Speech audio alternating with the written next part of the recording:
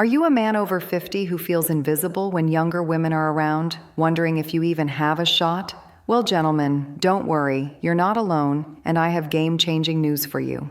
Today I'm sharing 8 powerful dating tips that will help you attract and connect with younger women authentically. These aren't gimmicks. They're backed by relationship psychology and proven strategies. So stick around, because what you're about to learn could transform your dating life. First, own your age. Confidently, have you ever caught yourself making jokes about being too old or apologizing for your age when talking to a younger woman? Maybe you've said something like, "I'm probably too old for this," or "I know I'm not as young as I used to be."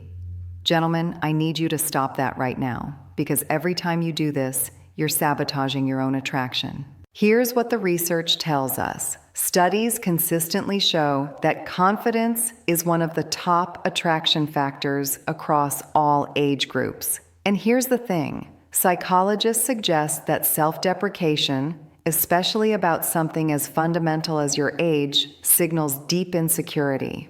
When you apologize for being 50 or 60, you're essentially telling her, "I don't think I'm good enough for you." And guess what? She'll believe you. Now, research on successful age gap relationships reveals something fascinating. When younger women actively seek older men, do you know what they're looking for? Maturity, experience, emotional stability, the very things that come with age. So when you diminish your age, you're literally dismissing the qualities that attracted her in the first place. Here's what you need to understand about the older man and younger woman dynamic. She's attracted to what sets you apart from younger men: your confidence, your life experience, your emotional groundedness. Your age is the advantage, gentlemen. It means you've navigated decades of life, career challenges, relationships, and personal growth. You've developed skills and perspectives that 30-year-old guys simply haven't had time to cultivate.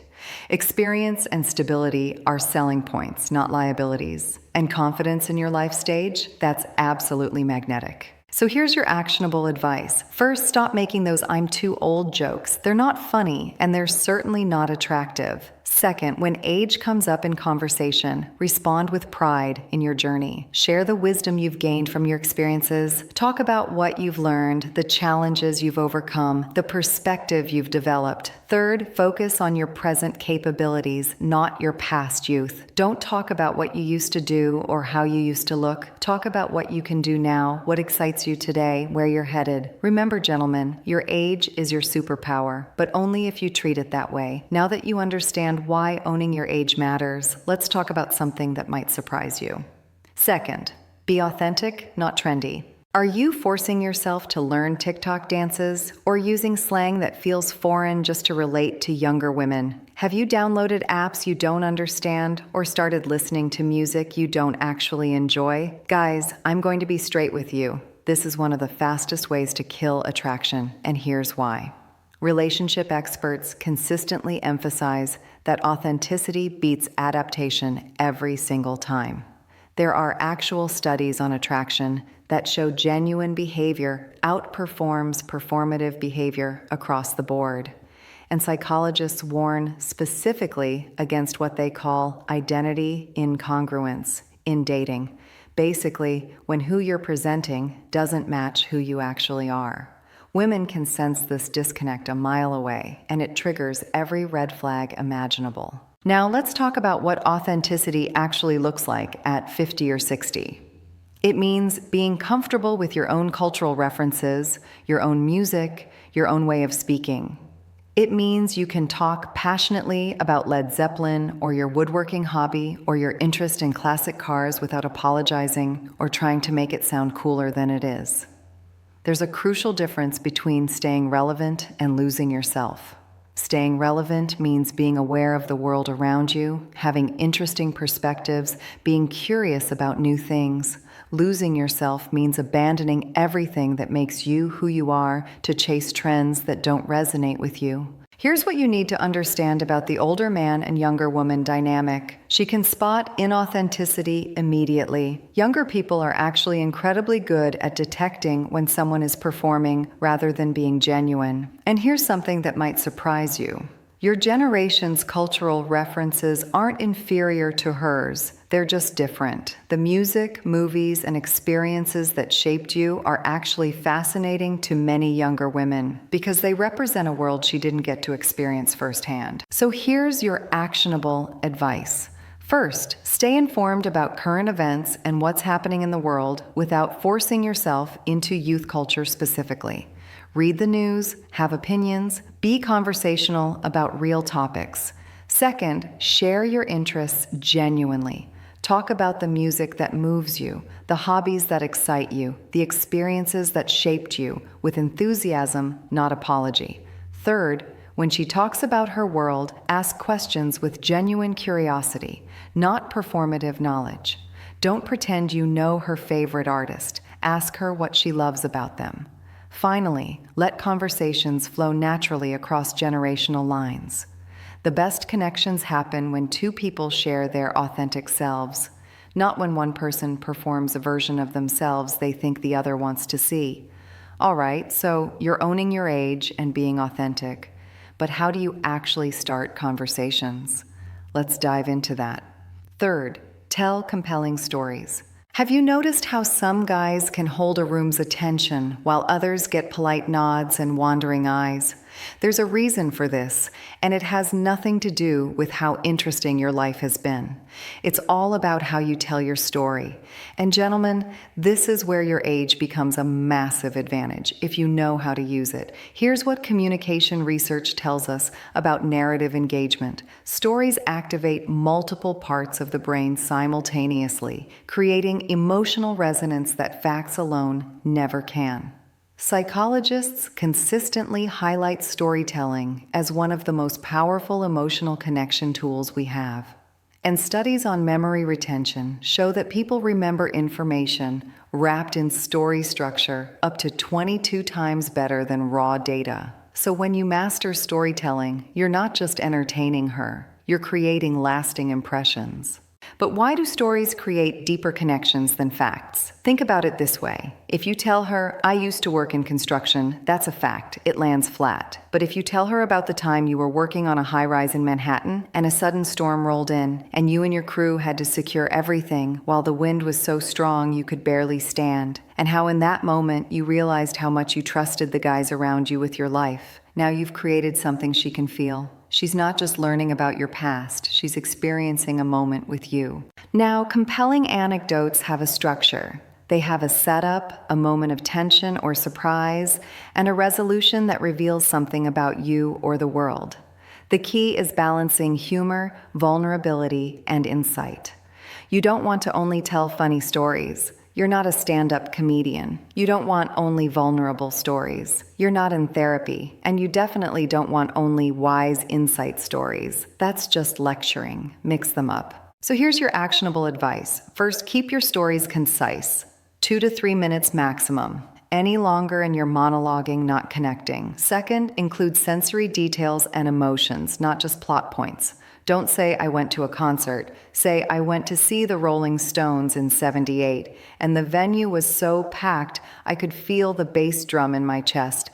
And when Mick Jagger came out, the crowd just erupted. I'd never felt that kind of collective energy before." Third, make her the audience, not just a listener. Watch her reactions, gauge her interest, adjust your pacing. Fourth, ask for her stories in return. Create a dialogue, not a performance. That reminds me, you mentioned you love live music. What's the best concert you've ever been to? Finally, avoid lectures disguised as stories. If your story ends with, "and that's why young people today should," you've turned teaching into preaching. Remember, gentlemen, you're sharing your life, not giving a history lesson. Now, storytelling gets her interested, but there's something even more powerful when it comes to creating attraction. Fourth, show emotional intelligence. When's the last time a younger man handled conflict with grace, admitted fault without defensiveness, or communicated his feelings clearly? I'll wait. The truth is, emotional maturity is one of the rarest and most attractive qualities you can bring to the table. And gentlemen, this is where your age gives you an unfair advantage. Here's what relationship psychologists emphasize. Emotional regulation, The ability to manage your emotions rather than being controlled by them is absolutely crucial for relationship success. Research on successful age gap relationships consistently shows that emotional maturity is often the primary reason younger women choose older partners. And studies demonstrate that emotional intelligence genuinely does develop with age and experience. It's not automatic, but if you've done the work, you've got something most younger men simply haven't developed yet. So what does emotional maturity actually look like in practice? It's staying calm when plans change at the last minute instead of getting irritated. It's saying, "You're right, I should have communicated better about that," instead of getting defensive. It's recognizing when you're feeling insecure and addressing it directly rather than letting it manifest as jealousy or control. It's being able to say, "I really like you and I'd like to see where this goes," instead of playing it cool to the point of appearing disinterested. Here's what you need to understand about the older man and younger woman dynamic. This is your secret weapon. Use it. Younger men often lack this developmental stage entirely. She's not just seeking someone older, she's seeking the stability that comes with emotional mastery. Drama-free communication is incredibly rare and incredibly valuable, especially for women who've dated men their own age and experienced the exhausting emotional roller coaster that often comes with it. So here's your actionable advice. First, don't play games or give the silent treatment. These are tactics of emotional immaturity, not strategies of attraction. Second, communicate directly about your intentions and feelings. If you're interested, say so. If something bothers you, address it. Third, handle disagreements with calm, not anger. You can be firm in your position without being aggressive or cold. Fourth, validate her feelings even when you disagree with her perspective. "I can see why you'd feel that way" goes a long way, even if you see things differently. Finally, show consistency between your words and actions. Say what you mean what you say, and follow through. Nothing builds trust faster than reliability. Think about this. In a world where younger men are often emotionally unavailable or chaotic, your emotional steadiness is like finding water in a desert. Emotional maturity creates the foundation, but here's where many men over 50 make a critical mistake. Fifth, prioritize your fitness.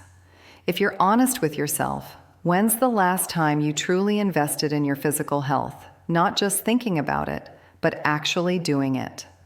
I'm not talking about the gym membership you've been meaning to use, or the diet you keep saying you'll start Monday. I'm talking about consistent, genuine investment in your physical well-being. Because, gentlemen, this matters more than you might think. Here's what health psychology research tells us. Vitality, that sense of aliveness and energy, is one of the most attractive qualities at any age. Studies show that fitness signals genetic quality and self-care capacity, things we're evolutionarily wired to notice. And experts on aging and attraction consistently emphasize that physical health isn't just about looks. It's about what your health communicates about your lifestyle, longevity, and ability to actively participate in life. So why does physical health matter beyond just appearance? Think about it this way. Your energy levels directly impact everything in dating. Your confidence, your presence, your ability to plan active dates, your stamina for long conversations that stretch into the night. When you feel physically strong and capable, it radiates through your posture, your voice, your handshake, your entire presence. The confidence that comes from feeling strong in your body isn't something you can fake. It's authentic and it's magnetic. Now let's talk about realistic fitness goals for men over 50. You don't need six-pack abs, you don't need to run marathons or bench press your body weight. What you need is functional fitness, the ability to move well, feel energetic, and maintain your vitality. This means cardiovascular health, so you're not winded climbing stairs. It means strength, so you feel capable and confident. It means flexibility, so your body feels good, not stiff and uncomfortable. Here's the reality of the older man and younger woman dynamic. You are competing with younger men's natural vitality. A 30-year-old guy can eat poorly, sleep badly, and still bounce back quickly. You can't. But here's what many older men don't realize. You can absolutely compete on fitness if you put in the work. Health also indicates longevity and the potential for a future together. She's not just thinking about now, she's thinking about whether you'll be active and vibrant years down the line. Energy matching is crucial for active lifestyles. If she wants to go hiking, travel, explore the city, or dance until midnight, can you keep up? And physical confidence translates to all areas of life, including the bedroom. So here's your actionable advice. First, start with a basic routine you can actually maintain, walking 30 minutes a day and strength training twice a week. Consistency beats intensity. Second, focus on feeling good, not looking 25. The goal is vitality, not vanity. Third, dress well for your current body. Well-fitted clothes that flatter your actual shape are infinitely more attractive than trendy clothes that don't fit right. Fourth, good grooming is non-negotiable. Clean nails, trimmed facial hair, fresh haircut, skin care, these details matter. Finally, get regular health checkups and address issues proactively. This shows self-respect and responsibility. Remember, gentlemen, younger women aren't necessarily looking for the most ripped body in the room. They're looking for a man who clearly takes care of himself and has the energy to fully show up in life. Now, looking good is one thing, but how you make her feel is everything. Let's talk about that. Sixth, value her, not her age. Do you find yourself constantly referencing her youth or making comments about how young and beautiful she is? You're so young and vibrant. I can't believe how young you are. You look amazing for your age. Gentlemen, I need to tell you something important. This isn't the compliment you think it is. In fact, it might be working against you. Here's what psychologists tell us about objectification versus appreciation. Objectification is when you reduce someone to a single characteristic, in this case, her age. Appreciation is when you see and value the whole person. Research on what women actually value in compliments shows that specificity and authenticity matter far more than generic praise. And studies on meaningful validation reveal that people want to be recognized for qualities they've cultivated, their talents, their character, their choices, not just attributes they were born with.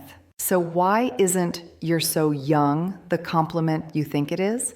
Because it's the most obvious thing about her in the context of your relationship. It's like complimenting someone on breathing. Technically accurate, but not exactly meaningful. What she actually wants to be valued for are the things that make her unique. Her sense of humor, her ambition, her creativity, the way she thinks about the world, her kindness, her intelligence, her passions. These are qualities she's developed and chosen, and they're what actually define who she is. Let's talk about the difference between objectifying and appreciating. Objectifying sounds like, "You're so hot for a younger woman." Appreciating sounds like, "I love how passionate you get when you talk about your work. Your enthusiasm is contagious." See the difference? One reduces her to a category. The other recognizes something specific and authentic about who she is. How do you give compliments that actually land? Be specific, be genuine, and compliment things that reflect her choices and character, not just her genetics. Now, here's what you need to understand about the older man and younger woman dynamic. She knows she's young. That's not news to her. She's been young her entire life. What she doesn't know is whether you see her as a whole person or just as the younger woman. She wants to be seen for her mind, her ambitions, her personality, her quirks, her dreams, all the things that make her who she is beyond her birth year. Age-focused attention can feel incredibly reductive, like you're dating a demographic rather than a person. So here's your actionable advice. First, compliment specific traits: her intelligence when she makes an insightful point, her humor when she makes you laugh, her creativity when she approaches something in an unexpected way. Second, remember details she shares about her life: her friends' names, her work challenges, her family dynamics. This shows you're actually listening and valuing her whole story. Third, ask about her goals and dreams seriously, not condescendingly. Don't ask like you're interviewing a college student.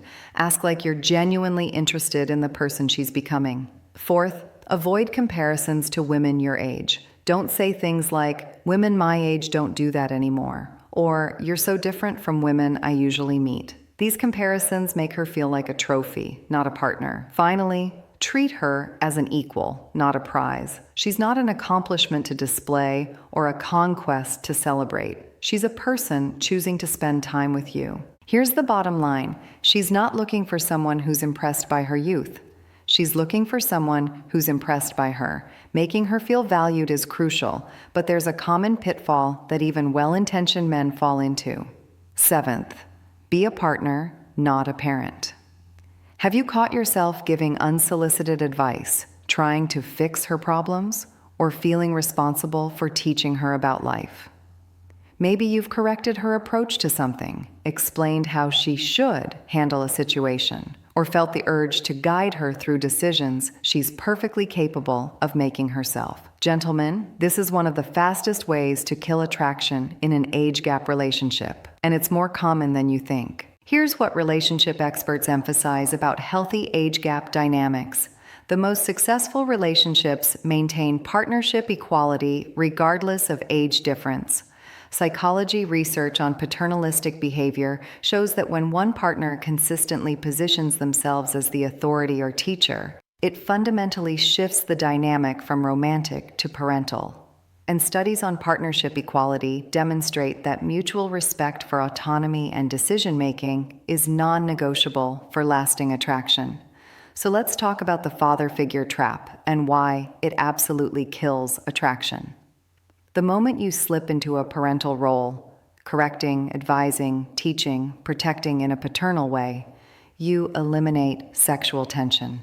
You can't be both a father figure and a romantic partner. The energies are fundamentally incompatible. She might appreciate your guidance in the moment, but she won't desire you romantically if you're treating her like a daughter. Now, there's a crucial difference between mentorship and paternalism. Mentorship is sharing your experience when asked, offering perspective as an equal who's lived longer. Paternalism is positioning yourself as the authority who knows better and needs to guide her for her own good. Mentorship respects her agency. Paternalism undermines it. And here's how condescension creeps in. It starts subtle. You'll understand when you're older. Let me explain how the real world works. You're too young to remember, but each of these statements positions you as superior and her as inferior. That's not sexy, that's patronizing. Think about maintaining romantic tension versus parental energy. Romantic tension comes from seeing each other as equals with different experiences and perspectives. Parental energy comes from seeing yourself as the wise guide and her as the student who needs direction. One creates attraction, the other kills it completely. Here's what you need to understand about the older man and younger woman dynamic. She's dating you romantically, not seeking a father figure. If she wanted a father, she has one. What she wants from you is partnership, not parenting. There's a massive difference between wisdom sharing and lecture giving. Wisdom sharing is storytelling. Here's what happened when I faced something similar. Lecture giving is prescriptive. Here's what you should do. She has her own life experience that's valid and valuable, even if it's different from yours. Respect her autonomy and decision-making ability. She's an adult making adult choices, and she deserves to be treated as one. So, here's your actionable advice. First, only give advice when explicitly asked. If she wants your input, she'll ask for it. Otherwise, be a sounding board, not a solution provider. Second, share your experiences without prescribing solutions. Tell her what you learned, not what she should do. Third, let her make her own mistakes. This is crucial. She needs to live her own life and learn her own lessons. Your job isn't to protect her from every wrong turn.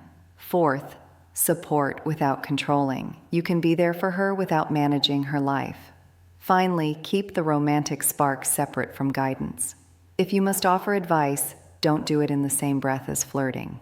Keep these energies distinct. Remember this. She chose to date an older man because she's attracted to you, not because she needs a second father. All right, gentlemen, we've covered 7 powerful tips, but this last one might be the most important of all. 8. Show financial stability. Are you worried that younger women only see you as a wallet? Or are you overcompensating by showering her with expensive gifts? Maybe you're picking up every single check, buying lavish presents early on, or constantly mentioning your financial success. Gentlemen, let's have an honest conversation about money, because this is where a lot of well-intentioned men get it completely wrong. Here's what evolutionary psychology tells us about resource provision. Financial stability signals the ability to provide security and invest in a future, which is genuinely attractive. But research on financial stability in age gap relationships shows something crucial. There's a massive difference between stability and extravagance. And studies that distinguish security from transactional dynamics reveal that the healthiest relationships are built on mutual attraction and compatibility, not financial exchange. So what does financial maturity actually signal? It signals security, not wealth. It shows you're responsible, forward-thinking, and capable of managing your life. It's not about how much you have, it's about how you handle what you have.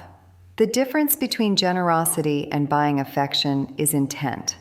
Generosity is giving because it brings you joy to make someone happy. Buying affection is giving because you're afraid she'll leave if you don't. Here's why stability matters more than extravagance. Stability is sustainable. Anyone can be extravagant for a few dates, but stability shows you can maintain a quality of life long term.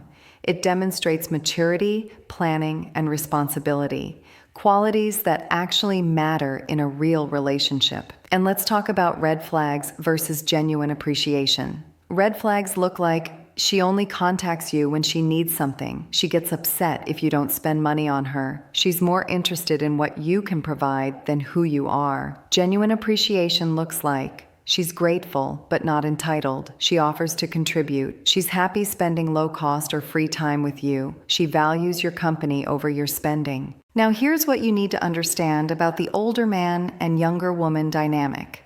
Financial stability is expected at 50 plus, not impressive. You should have your finances together by this age. That's baseline, not a selling point. She's not looking for someone to rescue her financially.